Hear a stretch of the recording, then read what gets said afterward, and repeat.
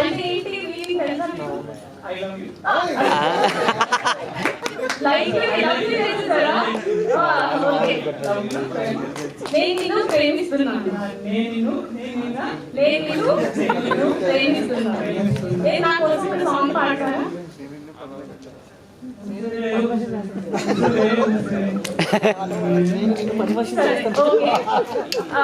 రండి రాండి song lyrics రాసింది సార్ కదా, ఒకసారి మీరు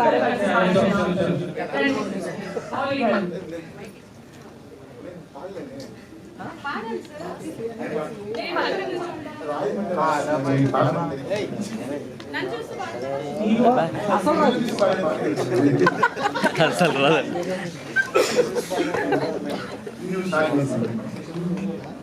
రండి రండి జాతర చూడండి, గంగమ్మ తల్లి కొలిచే ఊరిని కరండి. రోషమున్నోరం పాసమైనోరం, కన్న తల్లి పోలే ప్రేమను పంచే మనసోలం.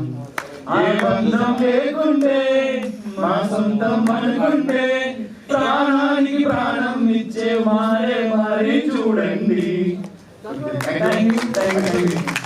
ఈ సాంగ్స్ లిరిక్స్ వచ్చి మన తెలుగు వాళ్ళని నేను మైండ్ లో పెట్టుకొని రాసిందండి.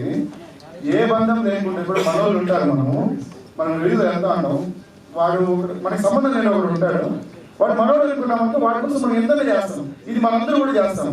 మన ఇంట్లో వాడు అడుగుతారు వాడు వీడియోడు అనేసి. అలాంటి ఎక్స్పీరియన్స్ నాకు అయింది కాబట్టి, ఏ సొంతం లేకుంటే మన సొంతం అనుకుంటే ప్రాణానికి ప్రాణం ఇచ్చే ఊరే మాది, అదే Telangana, Andhra. Thank you. I love one lyric in this. దారి తప్పి భూమిగా వచ్చింది దేవదేనే చూడు. యాక్చువల్లీ ఈ పాటలో ఇంకో లిరిక్ ఉంటుంది,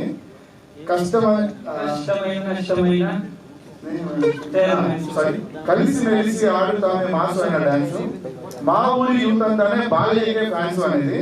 ఇది ఎందుకు వచ్చిందంటే, మేము షూట్ చేసిన ఊరు మొత్తమే, ఆ కంప్లీట్ ఊరంతా బాలయ్య ఫ్యాన్స్ అండి. ఇది ప్రామిస్ అండి. మేము వెళ్ళిన తర్వాత ఆ బ్యానర్ ఉంది కదా, మేము పెట్టింది కాదు, ఆ ఊరు పెట్టినారు.